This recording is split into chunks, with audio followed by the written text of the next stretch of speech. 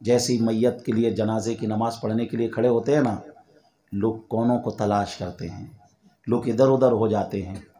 بھائی جب جنازے میں آئے تھے تو جنازے کی نماز جنازہ کیوں نہیں پڑھ رہے ہو؟ بھائی کسی نے کھانے کی دعوت دی ہے تو وہاں جا کے کھانا کھا کے آتے ہیں کہ نہیں آتے؟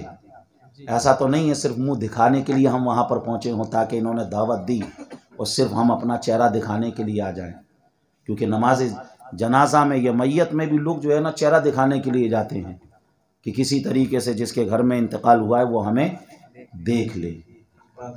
عزیزان محترم، اگر دعوت میں کھانے کے لیے جاتے ہو اور بغیر کھائے نہیں آتے ہو تو بتاؤ اگر نماز جنازہ میں آئے ہو تو نماز جنازہ کیوں نہیں پڑھ رہے ہو؟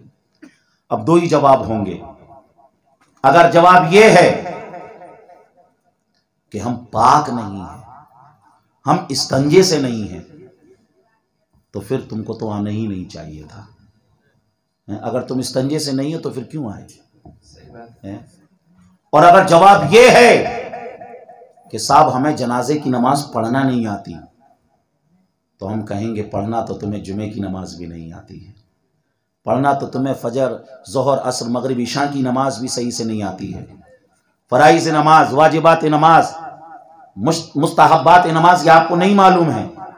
اگر دعائے قنوت سن لی جائے تو پتہ نہیں کتنی غلطیاں ہوں گی، اتحیات سن لی جائے لیکن پھر بھی نماز پڑھتے ہیں، عید کی بھی پڑھتے ہیں، جمعے کی بھی پڑھتے ہیں۔ عزیزان محترم، اگر نماز جنازہ پڑھنا نہیں آتی ہے اور جیسا لوگ کر رہے ہیں آپ دیکھا دیکھی اسی پر عمل کر لو، اسی پر عمل کر لو۔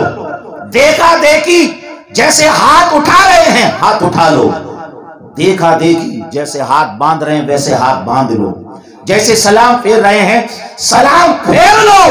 عزیزان محترم، یہ دنیا کا اصول ہے کہ اگر کوئی کسی کی نقل کرے تو اسے فیل کر دیا جاتا ہے، مگر یہ اللہ کی بارگاہ ہے، یہاں اگر کوئی اچھوں کی نقل بھی کر لے تو اللہ اسے فیل نہیں، اللہ اسے بھی پاس کر دیتا ہے۔